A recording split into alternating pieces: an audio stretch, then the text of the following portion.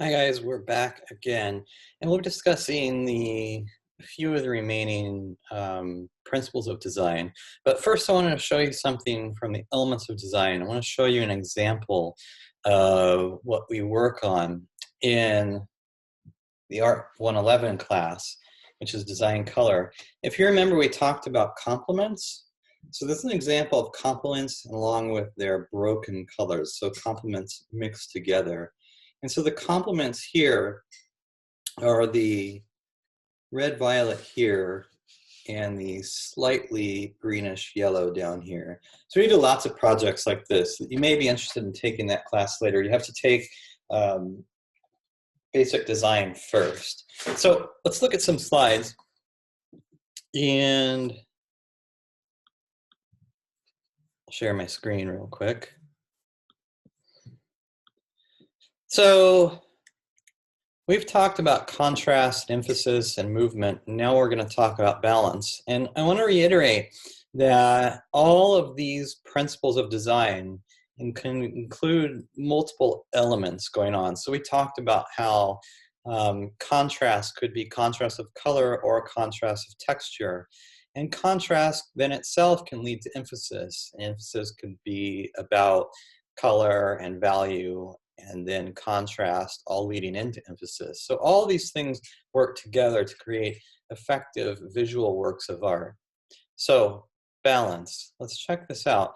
Balance is the left to right visual weighting of a composition. And we have to classify balance as either symmetrical or asymmetrical. So that's very important.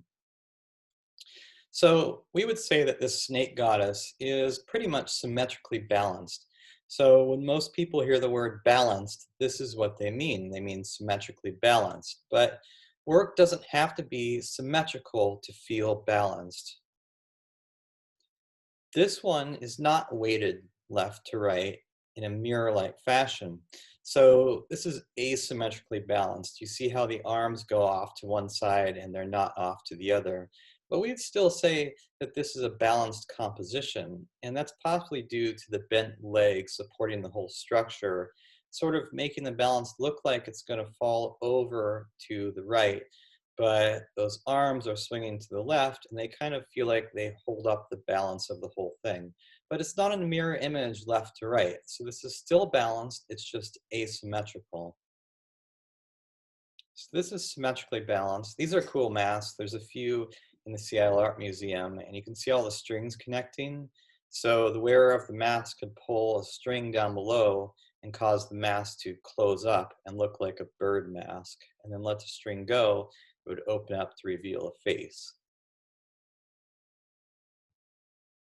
So this is asymmetrical. You can see the two cherubs or babies down on the bottom, and they're weighted over to the left, while the figure is in a classic portrait triangle, and she is almost symmetrically balanced. So this would be overall asymmetrical balance, but still balanced. You see on the bottom right, her white foot, that's what causes this whole thing to feel like it's not tipping over. It's weighted correctly. It was asymmetrical Mayan glyph. Okay, so that's pretty straightforward. So we're going to move on to proportion and scale. And it's important to realize these are two different terms. They mean different things. They're about relative aspects of size. And scale is the size of an element in relation to the overall available space, while proportion is the relative size between elements within a composition. So we might say that this light projection, this silhouette work by Kara Walker, the figures are small in relationship to the overall space, so their scale is small, but proportionate to each other, they are correct. So proportion and scale are two very different things.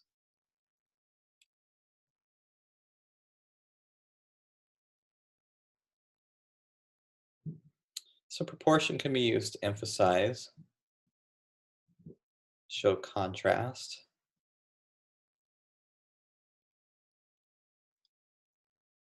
and it can show importance. So you can see the king or god on the very left, and then a priest who's smaller, and then the people who are even smaller. So we can see this order of importance through scaling and proportion. The king takes up most of the space. The priest takes up less of the space. So scale-wise, they're different. Now, here's a thing though. We might say the arms on the god or king are proportionate to its body. So they look like they go with its body. And the arms on the people are also proportionate to their bodies. So we can have proportionate and happening in different ways within a composition. Dominance or dominion, same idea. Batman's very large, and so he'll dominate over all these villains. And it can be used for distortion. So to put you in a different relationship with everyday objects. This is in San Francisco. It's by Claes Oldenburg. And I think earlier when we were talking about mass, we saw one of Oldenburg's giant hamburgers. So this is meant to put you in a different kind of weird space in relationship to everyday objects.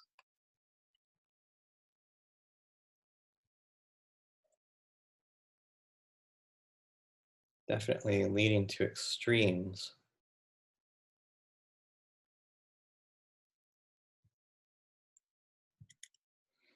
So this is interesting. Different scale. You could say that they are proportionate in the way that the nose goes on the face of the large head and the nose goes on her face, the smaller head. But this is meant to show psychological effects. So again, an everyday object that we're used to seeing in another human's head, scaled way up. So you can really see its pores and all of its wrinkles and imperfections. And so this gives a really strange psychological effect. Same artist, Ron Mook, same idea. Using scale and proportion to make some really interesting effects. Really weird stuff too.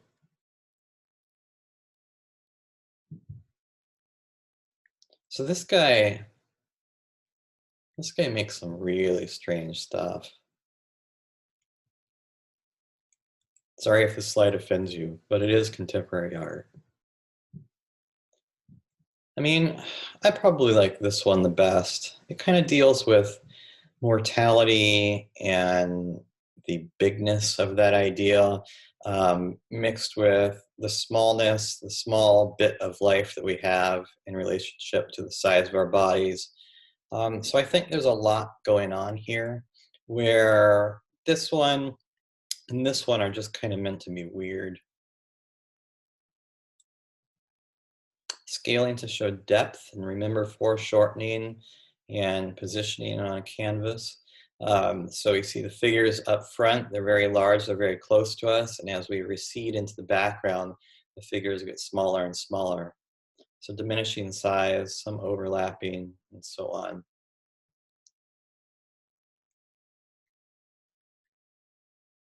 Again, these are differing in scale, but they're proportionate to each other. Okay, let's look at rhythm and pattern. We're going to look at rhythm in this video and then pattern in the next. So rhythm is the repetition of characteristics of elements.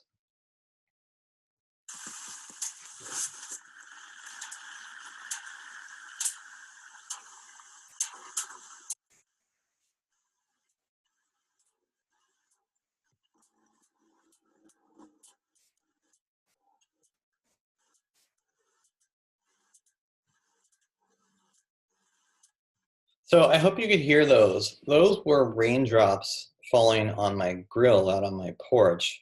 And what I wanted to show you there was that there was not a definite pattern, right? There was not exact repetition, but all of the elements, all of the sounds were made up of the same bits, right? They had the same components, but they just weren't happening in exact repetition, right? The timing was a little bit different. Whether one drop or two drops would fall was not a regular thing. So we had the same rhythm, but we did not have pattern happening. So here's an example, a giant Pollock painting of rhythm going on. So all the same kinds of marks happening, but they aren't in exact repetition. And we might think and have seen that work like this is pretty commonplace now, but in 1950, this was pretty bizarre to present this as contemporary painting. That's why a lot of Pollock's work is very famous. It was the first to do this kind of thing. And these are all like, 9 and 10 feet long and 5 and 6 feet tall. Here's another one of his with a bit more definition.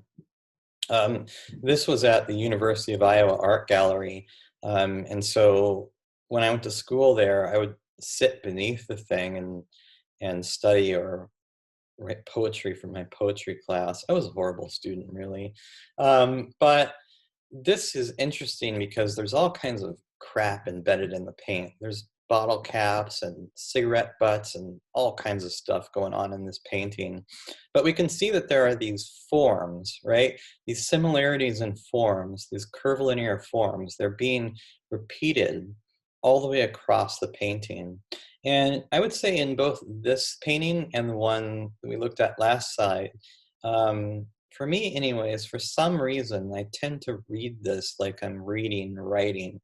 I see the whole thing first, and then I sort of read it from left to right. I don't know if you guys do that or not with these paintings. Maybe it's just the way the rhythm works and the curves work. But again, to reiterate, these are rhythmic marks, but they're not an exact repetition. They're not patterns. Again, these are not all the same, but they all have the same general curvature. It's not like exact bend here, exact bend here, exact bend here, but it's more like same quality of bend happening throughout these trees.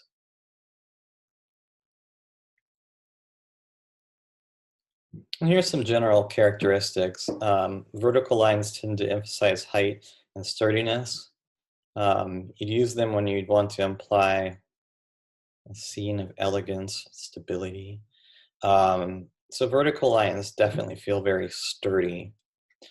And you can see that she has taken the idea of vertical lines and kind of put this wave into them and made them a little less sturdy feeling.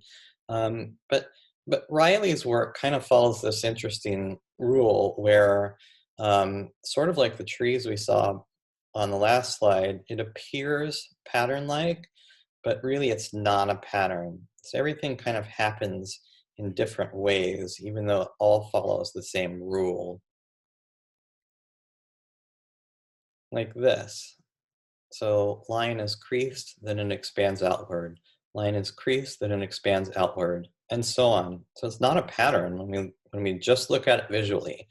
So there's no pattern happening here. It's just like a rule of what's happening with the lines. Horizontal lines and rhythms convey width and strength. They're less dramatic than verticals, and they feel more settled and calm. So rhythm and texture can combine to feel evocative of other things. So smooth curves and horizontal shapes and lines feel calming, usually. Um, and so this is an image of a sand dune, and it's meant to evoke the forms of human figures.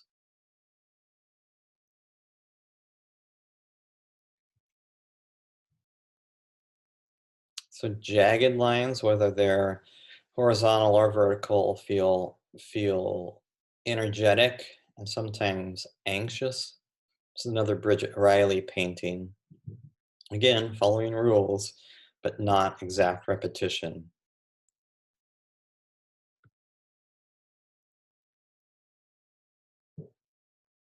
Mondrian, definitely rhythm happening here. Everything's made up of the same kind of shapes, but there's not exact patterns happening. Rhythmic, not patterns. Definitely still works when we put it into black and white.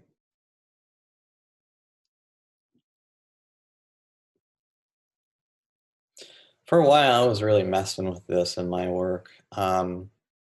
Playing with your first glimpse of the painting, and at first you might think of it as pattern, but then when you look closer, it's just rhythm. I went through a long phase of this.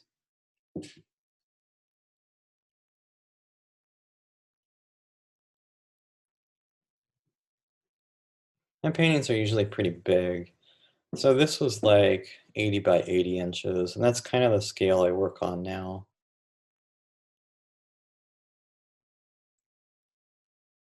So these are some examples of student works that are for a rhythmic assignment in Art 110, which is two-dimensional design.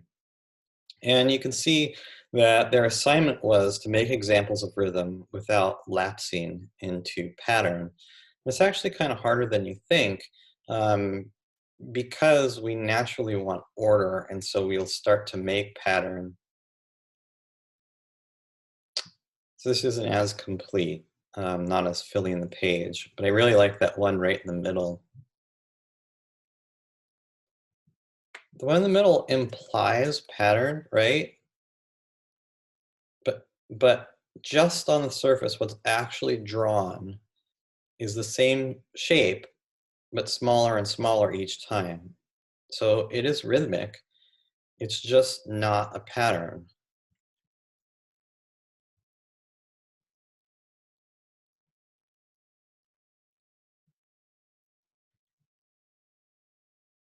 Particularly like this one with sort of checkered floor. The bottom left isn't as much of a rhythm as it is a pattern, but the upper right is definitely more rhythmic. And then I also like the lower left one with all the wavy lines.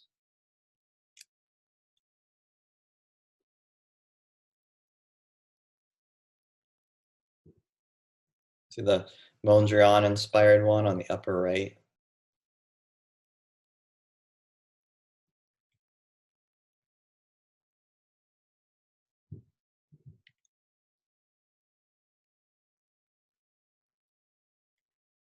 This one's really good. Look at everything that's gone into this.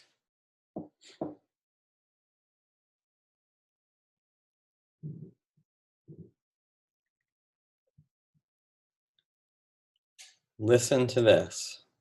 All patterns contain rhythm through repetition, but not all rhythms are patterns. And that's what I've been saying. All patterns contain rhythm, but not all rhythms are patterns. There you go. Good slide now. So we will look at pattern in the next video, and I will